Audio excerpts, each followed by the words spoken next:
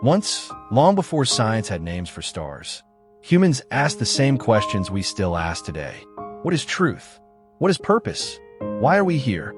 From temples buried in sand to scrolls written in silence, they searched not for wealth, but for understanding.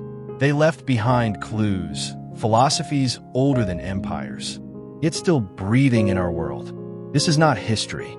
This is memory of how wisdom began. Welcome to 100 Ancient Philosophies That Still Matter. Chapter 1. The Balance of Yin and Yang, China. In ancient China, harmony was not about peace alone. It was about balance, the dance between light and dark, motion and rest, life and death. Laozi taught that everything contains its opposite. Without winter, we wouldn't understand spring. Without failure, success would mean nothing. Modern life tries to remove the bad, but the ancients knew the world works in pairs. If you accept both sides, you stop fighting the flow. You start to live in rhythm with the universe. Chapter 2. The Stoic Calm, Greece. Marcus Aurelius didn't try to control the world. He controlled his reaction to it. Stoicism wasn't cold detachment. It was inner freedom. Epictetus said, "It's not what happens to you, but how you respond." They trained their minds like warriors, unmoved by chaos, grounded by logic. Today, every phone notification tests that idea. Can we still be calm inside, even when the world screams outside? Stoicism reminds us, peace is not the absence of storms, but mastery within them. Chapter 3. Dharma, the Path of Duty, India. In the Bhagavad Gita, a warrior stood frozen on the battlefield. Arjuna couldn't fight his own kin. Then Krishna whispered, "Do your duty without attachment to the result." That's Dharma, the idea that your purpose is action, not outcome. Each of us has a role in the great pattern of life. You're not asked to win, you're asked to act rightly. In a world chasing rewards, Dharma teaches humility. Do what's right, even when no one watches. Chapter 4. The Way of Ma'at, Egypt. Long before moral laws were written, Egypt had Ma'at, the cosmic order of truth and justice. Pharaohs ruled under it, priests prayed through it, and farmers lived by it. It meant more than honesty. It meant keeping the balance between man, nature, and the gods. When hearts were judged after death, they were weighed against a feather, Ma'at's symbol. Only a light heart passed on. Maybe that's the oldest lesson. A good life is a balanced one. Chapter 5. Ubuntu. I am because we are Africa. From Southern Africa came a worldview built on connection. Ubuntu. I am because we are. It saw humans not as individuals, but as parts of one shared soul. Kindness wasn't charity, it was duty. Forgiveness wasn't weakness, it was strength in unity. Modern loneliness would confuse them. Ubuntu reminds us, no one heals alone. We rise by lifting others. Chapter 6. The Middle Way, Buddhism. Siddhartha Gautama left a palace of comfort in a forest of pain. He discovered that truth lived between extremes. The middle way is balance in action. Not indulgence, not denial, but harmony of both. In science, systems survive through equilibrium. Too much energy breaks the atom. Too little, it collapses. The Buddha saw the same principle in the mind. Modern life swings between overwork and burnout, pleasure and guilt. The middle way whispers, walk steady. Peace lives not at the edge, but in the center. Chapter 7. Narrate, the excellence within, Greece. To the Greeks, narrate meant excellence, not talent, but moral greatness. It was about becoming your best self through action and virtue. A potter achieved narrate by shaping perfect clay, a soldier by facing fear with courage, a thinker by seeking truth. Socrates said, "The unexamined life is not worth living." Narrate was that examination, turning effort into character. Today, we chase comfort instead of growth. But narrate reminds us, life's value isn't in what you have, but in how well you live it. Chapter 8. Wu Wei, effortless action, Taoism. Taoist sages spoke of Wu Wei, doing without forcing. It wasn't laziness. It was mastery of flow. A river doesn't fight the mountain. It finds its way through. That's Wu Wei, alignment with nature's rhythm. Science calls it flow state, when body and mind move as one. Artists feel it. Athletes chase it. Monks live in it. In a world of constant pushing, Wu Wei teaches letting go. Power isn't control. It's harmony with the current. Chapter 9, Memento Mori, Rome. In ancient Rome, generals returning from victory parades were whispered one phrase. Remember, you will die. It wasn't grim. It was grounding. Memento Mori turned death into perspective. Every achievement, every crown fades. So live, not for vanity, but for virtue. Modern culture avoids mortality, but the Stoics faced it and became alive through awareness. Memento Mori isn't about fear. It's about focus. When time is short, meaning becomes clear. Chapter 10, The Law of Karma, India. The ancients saw the universe as moral geometry. Every cause shapes an effect, seen or unseen. That's karma, not magic, but the mathematics of life. What you do returns because energy seeks balance. In physics, every action has equal reaction. In life, every choice leaves a trace. Karma reminds us, intention matters as much as motion. You don't escape your actions. You evolve through them. Chapter 11, The Pursuit of Ariti, Egypt's Ka. In Egypt, they believed each person carried a Ka, a vital essence, a mirror soul. It thrived on righteousness and decayed with corruption. Living well meant feeding the Ka through justice, truth, and purpose. Temples were not built for gods alone, but for the Ka within each person. Today, we might call it character. The ancients called it sacred energy. They knew what's unseen shapes what's eternal. Chapter 12, The Golden Mean, Aristotle. Virtue, said Aristotle, lives between two vices. Courage lies between cowardice and recklessness. Generosity between greed and waste. The golden mean wasn't compromise, it was precision. The science of balance in ethics. Like tuning an instrument, too much or too little ruins harmony. Moral wisdom was knowing just enough. In a polarized age, Aristotle's idea still whispers. The truth is rarely at the edge. It lives in the middle. Chapter 13, Bushido, The Way of the Warrior, Japan. Samurai lived by 7 virtues: honor, respect, courage, honesty, loyalty, compassion, and justice. This was Bushido, the moral spine of Japan. They mastered violence, but bowed to peace. Their swords were sharp, their hearts sharper. Bushido wasn't about fighting others, but mastering oneself. In modern life, discipline feels old-fashioned. But every code, every commitment, traces back to Bushido's spirit, to serve something higher than ego. Chapter 14, The Power of Logos, Greece. Heraclitus said, "All things flow." Behind that flow, he saw logos, universal reason, the logic of existence. It was the unseen code of the cosmos. Fire, time, motion, all guided by order. Science now calls it law, pattern, equation. But the Greeks already sensed it. Chaos is only order we don't yet understand. To live by logos is to seek reason in emotion, and clarity in confusion. Chapter 15, The Circle of Life, Native America. For the Lakota, everything moved in circles. The sun, the moon, the seasons, the heartbeat. Life wasn't a straight line, it was a cycle.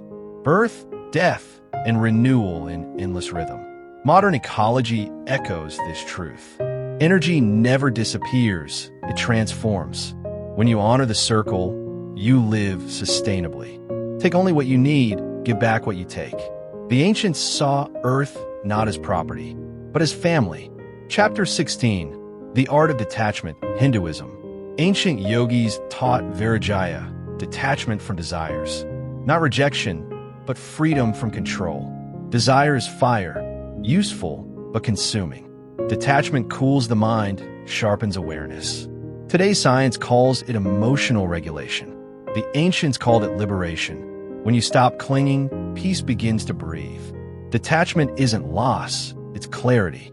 Chapter 17, The Tao of Nature, China.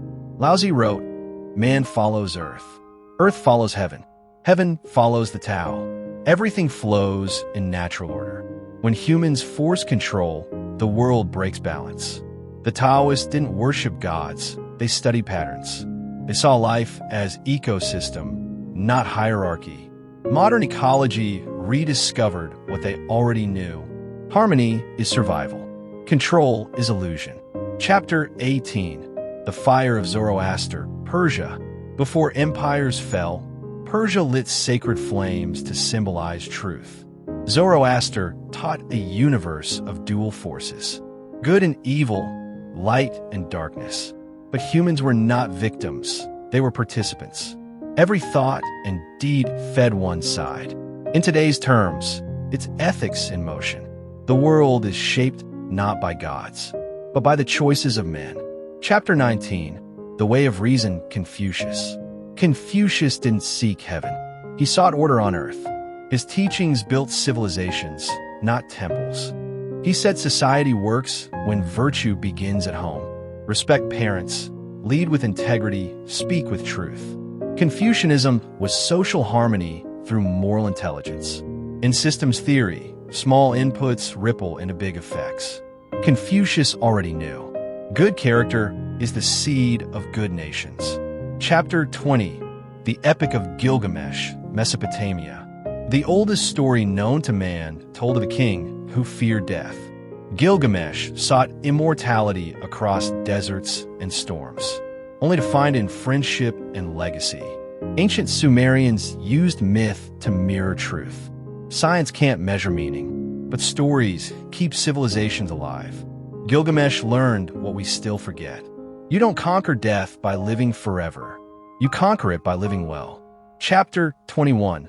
The Silence of the Desert, Sufi Wisdom. The early Sufis walked into deserts, not to escape life, but to hear it. They believed silence revealed truth louder than words. They spoke of the heart as a mirror. Only stillness could make it clear. Noise wasn't just sound, it was distraction from being. Modern neuroscience says the brain repairs itself in quiet. The Sufis already knew silence heals. Sometimes the deepest prayer is to listen. Chapter 22. The Code of Hammurabi, Babylon. In the ancient city of Babylon, justice was carved into stone. Hammurabi's code set 282 laws to protect the weak, balance punishment, and limit power. It was the first step from chaos to civilization. An eye for an eye wasn't cruelty, it was proportional fairness. Today we call it law and ethics. Back then, it was survival through structure. Order, they knew, is the root of peace. Chapter 23. The Gift of Hospitality, Bedouin Wisdom. In the endless sands, a stranger meant life or death. So the Bedouins made hospitality sacred. Food, water, shelter, given freely, even to enemies. Because one day, roles could reverse. Anthropology calls it reciprocal altruism. The ancients called it honor. Kindness wasn't luxury. It was law of the desert, to give us to live. Chapter 24. The Law of Measure, Ancient Greece. The Greeks called it metra and ariston. Measure is best. They distrusted excess in all forms. Wealth, pride, pleasure. Philosophy met physics here. Too much destroys harmony. The universe, they said, runs on proportion. Modern science agrees. Systems fail when balance breaks. Metron teaches, moderation isn't weakness. It's wisdom disguised as restraint. Chapter 25. The Heart of Shinto, Japan. Before Buddhism reached Japan, people saw spirits in rivers, stones, and wind. They called them kami, energies of purity and life. Shinto wasn't a religion. It was reverence. Clean your space. Honor nature. Act with sincerity. Neuroscience says ritual builds focus. Shinto said ritual builds soul. The divine, they believed, is everywhere, if your heart is clean enough to see it. Chapter 26. The Justice of Solon, Athens. Before democracy, Athens was ruled by wealth and revenge. Then came Solon, the lawgiver. He canceled debts, freed slaves, and balanced class power. He believed freedom without fairness destroys nations. Modern politics still repeats his pattern. Equality isn't about sameness, it's about dignity. Solon taught, the law must protect even the powerless. Chapter 27, the sacred number, Pythagoras. To Pythagoras, numbers were divine. He believed mathematics was the language of the universe. Harmony in music, shape in stars, rhythm in motion. All traced back to number and ratio. Today's physics runs on equations he foresaw. He turned math into metaphysics and taught that beauty is order you can measure. You understand the world. Chapter 32, the Garden of Epicurus, Greece. Epicurus wasn't a hedonist of excess. He taught joy through simplicity. Good food, good friends, peace of mind, that was paradise. Pleasure meant the absence of pain, not endless indulgence. Modern psychology calls it minimalism. Epicurus called it wisdom. Happiness, he said, is built, not bought. Chapter 33, the Dreamtime, Aboriginal Australia. Long before written history, the Aboriginal people spoke of Dreamtime, a realm where creation still flows. Everything, stone, star, river, was alive in that eternal story. To harm nature was to harm yourself. Quantum theory speaks of connected fields. They spoke of spiritual networks. Different language, same truth. All things are one pattern dreaming itself. Chapter 34, the Covenant, Hebrew Philosophy. Ancient Hebrews built life on covenant, a moral contract between humans and the divine. It meant duty beyond self-interest. Justice wasn't suggestion, it was sacred law. Sociology calls it collective morality. They called it faith in action. When people forget the covenant, society decays from within. Chapter 35, the Way of the Feathered Serpent, Aztec. Quetzalcoatl, the feathered serpent, symbolized balance between heaven and earth. The Aztecs saw wisdom in paradox. Power must be gentle, knowledge must be humble. Every sunrise was a reminder. Light returns only through sacrifice. Modern physics says energy cannot be created, only transformed. The Aztecs lived that law in myth. Their gods were metaphors for motion. Chapter 36, the Teachings of the Andes, Inca. High in the Andes, the Inca lived by any reciprocity. Today for you, tomorrow for me. They traded labor, not money. Help was the currency of community. Modern economics calls it mutual aid. They called it moral survival. Ani reminds us, wealth shared grows stronger. Chapter 37, the Eternal Fire, Vedic Thought. In Vedic India, fire, Agni, was sacred. It carried prayers from earth to heaven. But Agni was also inner fire, awareness, energy, will. Without it, even gods were silent. Today, biochemistry calls it metabolism. Spiritually, it's focus and drive. Keep your inner fire pure, and the world responds in kind. Chapter 38, the Balance of the Feather, Egypt. When the soul faced judgment, its heart was weighed against a feather. This was Ma'at's test, truth made visible. A heavy heart meant guilt, a light one, harmony. No priest could bribe the scale. Modern ethics still chases that fairness. The feather remains a timeless symbol. Justice has no weight, only balance. Chapter 39, the Art of Listening, Native North America. Tribes of the Plains taught that speaking before listening breaks harmony. Elders said, the wind does not shout, yet all hear it. They listened to trees, to silence, to one another. Wisdom was measured not in speech, but in stillness. Modern communication, science agrees. Listening builds empathy and memory. The ancients practiced what we now rediscover. Hearing is sacred. Chapter 41, the Code of the Druids, Celtic Wisdom. Deep in the forests of ancient Britain, the Druids studied trees as if they were teachers. They believed wisdom grew in rings, not words. The oak was sacred, rooted, patient, strong. They taught that nature and soul were one network. Modern biology calls it the ecosystem. The Druids called it spirit. To harm a forest, they said, was to wound yourself. Even now, their message stands tall. The tree remembers what man forgets. Chapter 42, the law of balance, Mayan philosophy. The Mayas saw time not as a line, but as a wheel. Their calendar wasn't just numbers, it was rhythm. They believed everything turns in cycles. Birth, decay, rebirth. Astronomy later proved their precision. Planets, crops, even destinies move in predictable orbits. The Mayans lived by that harmony. To break balance was to break fate itself. Chapter 43, The Sacred Breath, Hindu and Yogic Thought. In Vedic India, breath was prana, the bridge between body and spirit. Every inhale was creation, every exhale, release. Yogis mapped energy flows centuries before biology named the nervous system. They saw breath as consciousness in motion. Modern science now agrees. Breathing changes the brain. The ancients didn't need machines. They had awareness. Control your breath, and you control your mind. Chapter 44, The Way of Mercy, Christian Origins. Early Christians lived by one radical idea: love your enemies. In an age of vengeance, forgiveness was rebellion. It turned power upside down. Sociology calls it moral evolution. They called it grace.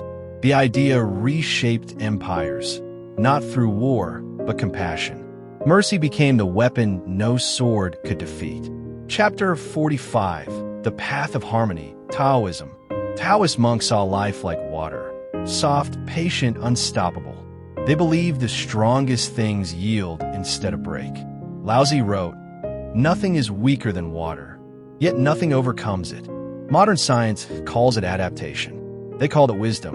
Harmony, not control, is the secret of survival. Chapter 46, The Geometry of the Universe, Plato's Philosophy. Plato imagined reality built from perfect shapes, the Platonic solids. He saw the world as geometry given breath. Earth as cube, fire as pyramid, air as octahedron. Centuries later, science mapped atoms, tiny symmetrical forms. Plato wasn't wrong, just early. He believed truth was beauty structured by reason. Chapter 47, The Law of the Circle, Norse Myth. The Norse saw fate as a circle of threads, woven by three goddesses called the Norns. Each thread was a life, tied to all others. They didn't fear destiny, they respected it. Even gods bowed to the weave. Modern physics speaks of entanglement, connections across distance. The Norse simply lived it. You can't escape your thread, but you can weave it well. Chapter 48, The Mind as Mirror, Zen Buddhism. Zen monks sat for hours doing nothing, because nothing revealed everything. They said the mind was like a mirror. Clean it, and truth appears. Their wisdom was simple. Don't add, don't chase, just see. Cognitive science calls it mindfulness. Zen calls it awakening. In stillness, the world reflects itself perfectly. Chapter 49, The Law of Return, Egypt. The Egyptians believed life was a journey in circles. Birth, death, and return through the stars. The soul, they said, travels west with the sun, then rises again renewed.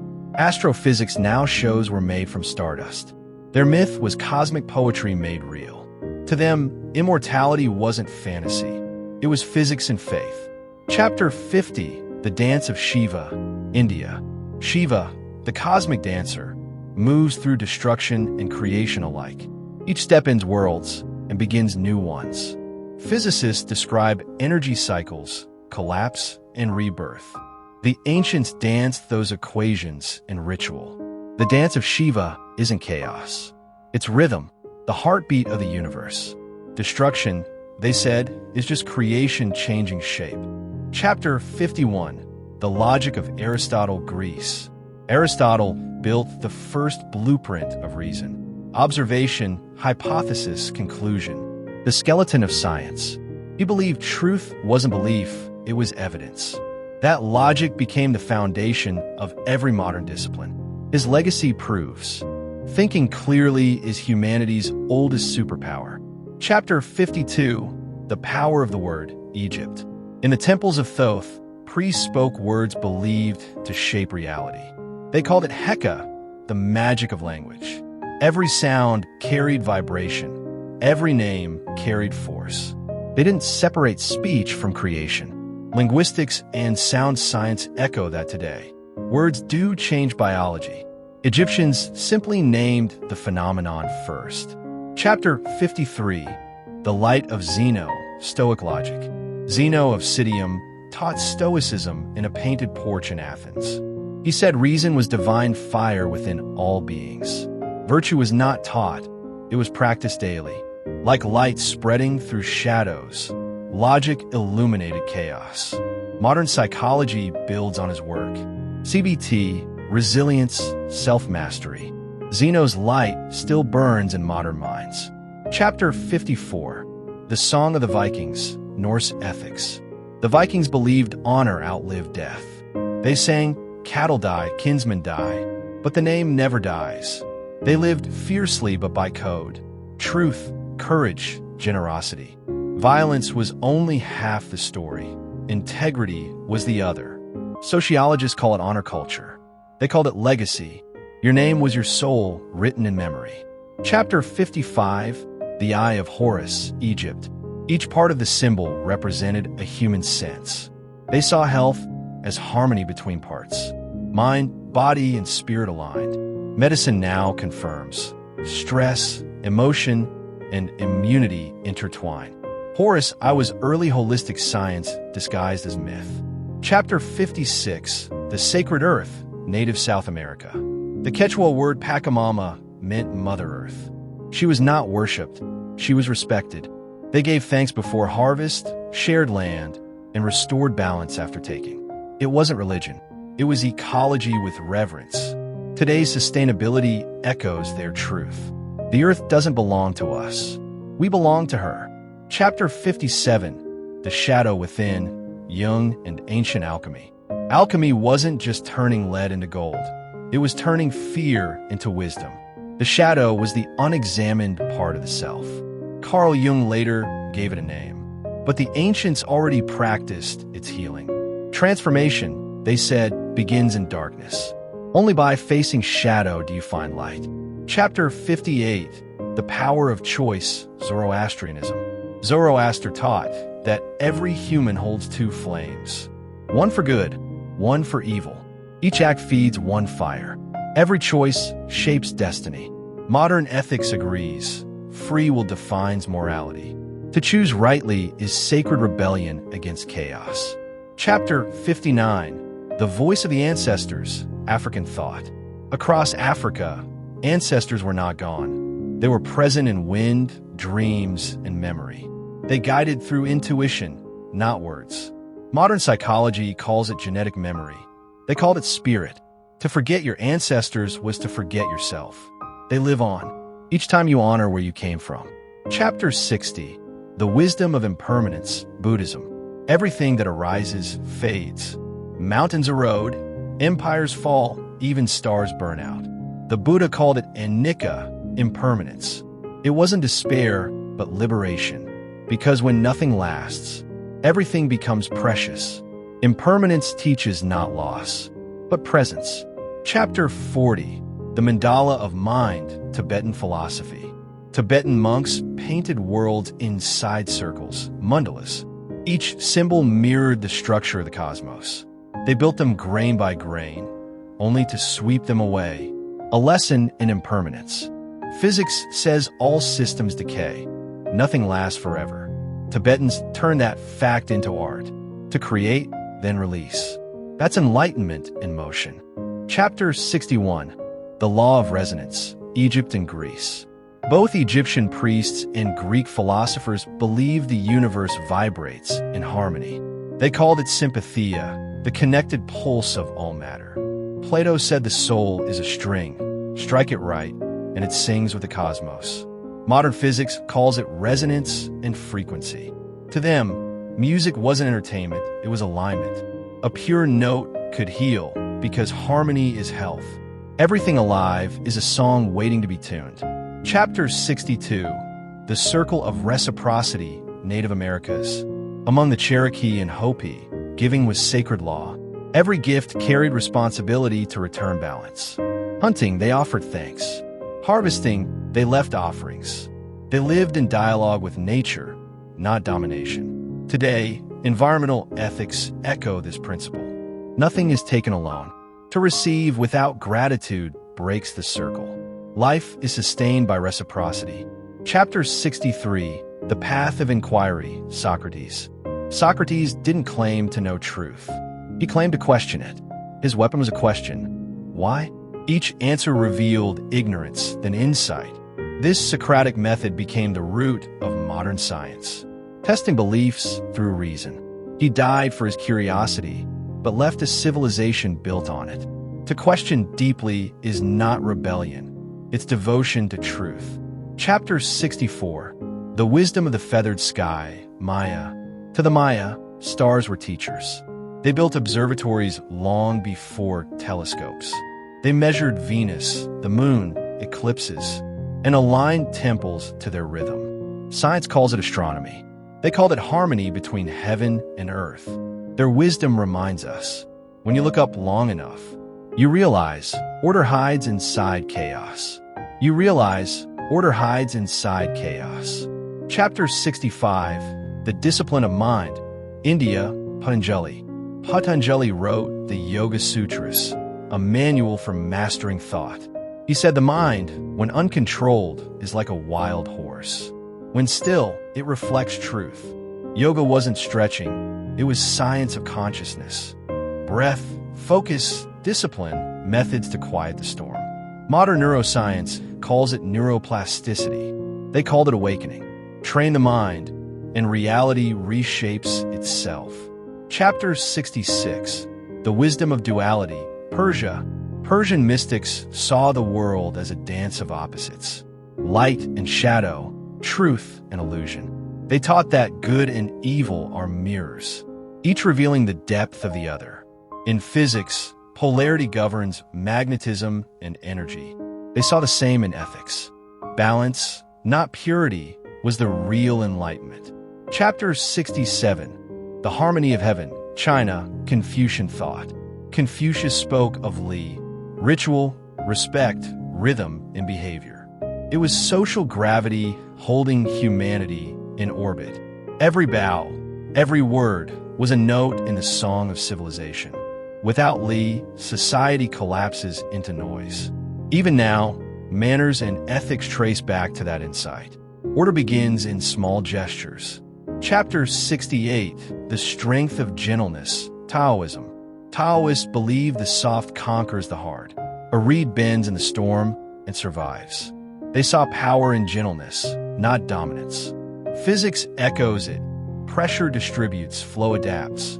Laozi said, "The best soldier is not warlike. True strength doesn't need to shout. It simply endures." Chapter 69, The Spirit of Fire, Greek myth. Prometheus stole fire from the gods and gave it to man. It wasn't just flame, it was knowledge. For that, he was punished eternally. Yet his defiance lit the path of human progress. Today, science continues his rebellion. Every discovery risks consequence. Prometheus lives wherever curiosity burns brighter than fear. Chapter 70, The Art of Balance, Native Hawaiian, Ho'oponopono. Ancient Hawaiians practiced Ho'oponopono, the art of making things right. It wasn't law or punishment. It was restoration. Through forgiveness and truth, families healed conflict. Modern psychology calls it emotional reconciliation. They knew centuries ago, healing begins not in anger, but in responsibility. Centuries before democracy, he proved kindness could rule nations. Power with mercy endures longest. Chapter 76, The Hidden Order, Heraclitus. Heraclitus said, "You cannot step into the same river twice." Change, he believed, was the only constant. He called the hidden order behind chaos the logos. Today, physics calls it entropy and evolution. Heraclitus taught, stability isn't stillness, it's flow mastered. Chapter 77, The Unity of Mind and Body, Greek medicine. Hippocrates, the father of medicine, said, "The natural healing force within us is the greatest healer." He saw illness not as curse, but imbalance. Food, rest, and harmony were medicine. Modern holistic care repeats his view. Health, they both knew, is not absence of disease. It's presence of balance. Chapter 78, The Principle of Cause, India, Nyaya Logic. The Nyaya philosophers built one of the world's first logical systems. They sought truth through reasoned debate, not authority. They defined cause, effect, perception, and inference. It was early scientific method in Sanskrit form. Every theory today still follows their steps. Observe, infer, conclude. Reason, they said, is divine order in a mind. Chapter 79, The Web of Fate, Chinese Philosophy. Ancient Chinese scholars believed destiny was a net of threads. Some fixed, some flexible. They called it Ming, fate shaped by virtue. Change your actions, and the pattern shifts. Chaos theory and complexity science echo it today. The ancients already saw life as a self-correcting design. Destiny is not written, it's woven. Chapter 80, The Power of Harmony, Japanese Aesthetic, Wabi-sabi. In Japan, imperfection became beauty. Cracked bowls mended with gold, kintsugi, turned flaws into art. This was wabi-sabi, grace and impermanence. Modern psychology calls it acceptance. They called it peace. Wabi-sabi whispers, nothing lasts, but everything shines once more. Chapter 81, The Weight of Words, Egypt, Thoth's Balance. In Egyptian myth, the god Thoth weighed a soul's heart against a feather. If heavy with lies, it was devoured. If light, it ascended. Words had gravity, truth had mass. Modern physics tells us, information shapes reality. The ancients already knew, speech builds or destroys worlds. Chapter 82, The River of Time, Maya and Hindu Thought. Both Maya astronomers and Indian sages saw time as a circle. Creation and destruction repeated endlessly. They mapped eras, not seconds. They called them yugas, cycles of light and decay.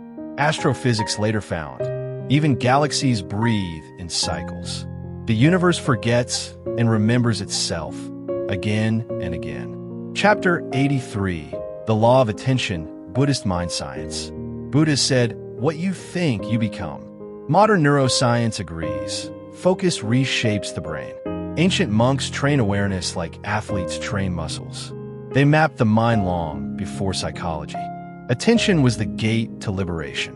What you hold in awareness holds you back or sets you free. Chapter 84, The Pulse of the Earth, Indigenous Australians. Aboriginal elders spoke of songlines, paths sung across the land. Each melody carried maps, seasons, and spirit. They believed the earth listened. Every step was memory. Geology now finds vibration and sound can shape matter. They were right. Earth and voice were never separate. Chapter 85, The Flame of Logic, Aristotle. Aristotle built the blueprint of rational thought. He dissected nature, ethics, and motion into cause and effect. He believed order could be understood and improved. That seed grew into all science, from biology to robotics. Even today, every hypothesis begins in his shadow. Reason was his rebellion against chaos. Chapter 86, The Mirror of Reflection, Japan, Bushido. Samurai lived by Bushido, honor, loyalty, and inner balance. They trained to master the sword, but even more, the self. Meditation before battle, poetry after victory. To conquer without hatred was the highest art. They called it the way of the warrior. Science now calls it emotional regulation. The calm blade cuts cleanest. Chapter 87, The Architecture of the Soul, Egypt, Pyramids.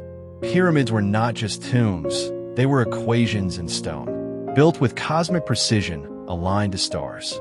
Archaeologists decode them as symbols of ascension.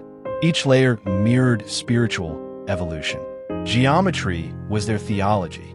The soul, they believed, climbs toward the eternal by perfect proportion. Chapter 88, The Code of the Healer, China, Huangdi Neijing. The Yellow Emperor's classic taught that illness came from imbalance. Within body, within nature. Healing meant harmony between organs, elements, and emotion. Qi flowed where peace existed. Today, medicine rediscovers this mind-body unity. Ancient physicians already practiced it daily. Chapter 89, The Justice of the Gods, Mesopotamia. The Code of Hammurabi carved justice in stone. Eye for eye, law for law. It was humanity's first system of accountability. Before kings, there was code. It taught civilization to measure fairness, not favor. Modern law still carries its echo. Justice is written so power cannot rewrite it. Chapter 90, The Hidden Fire, Alchemy. Before chemistry, there was alchemy, a search to turn lead into gold. But the true transmutation was inner, ignorance into wisdom. Fire purified matter, but also the mind. Today's labs still chase transformation. The alchemists were right. Change is the only element that never decays. Chapter 91, The Breath of the Universe, India, Prana. Ancient yogis said all life moves by prana, universal energy carried in breath. Breathing was not just survival, it was communion. They studied how inhale and exhale changed thought, mood, and health. Now, science calls it the parasympathetic system. Breath still holds the same secret. Life begins and ends on its rhythm. Chapter 92, The Math of Harmony, Pythagoras. Pythagoras saw numbers as sacred patterns. He said the universe was built on proportion and tone. Music, geometry, stars, all shared the same ratios. Modern physics calls it frequency. He called it divinity in order. Even now, harmony is math singing. Chapter 93, The Dance of Opposites, Aztec Dualism. The Aztecs worshipped dual gods, life and death as one. Création demandait destruction. They didn't fear endings. They saw renewal. In biology, decay feeds new growth. They intuited that long before microscopes. To die was not to vanish. It was to change form in the eternal rhythm. Chapter 94, The Power of Stillness, Stoicism. Stoics taught, events don't disturb you, your judgment does. They mastered calm in chaos. Marcus Aurelius wrote by candlelight during war, reminding himself that virtue is choice. Today, therapy calls it cognitive reframing. They called it peace through reason. Stoicism was ancient emotional technology. Chapter 95, The Song of Connection, Celtic Druidism. Druids believed every tree had consciousness. Forests were temples, not timber. They taught through story and song, binding tribes through memory. Modern ecology confirms. Trees communicate chemically, sharing nutrients and warnings. The Celts already knew the woods were alive. Chapter 96, The Mind as Mirror, Chinese Chan. Chan monks, precursors to Zen, said the mind reflects reality like water.